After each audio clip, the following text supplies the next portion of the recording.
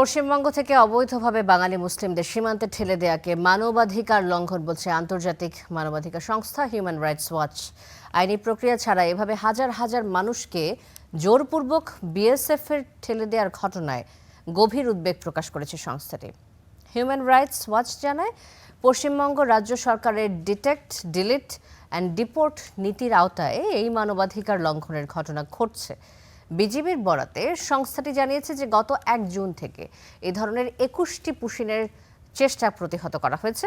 এতে শিশু, অন্তঃসত্ত্বা, নারী সহ ২ শতাধিক মানুষকে পুশব্যাকের চেষ্টা করে বিএসএফ।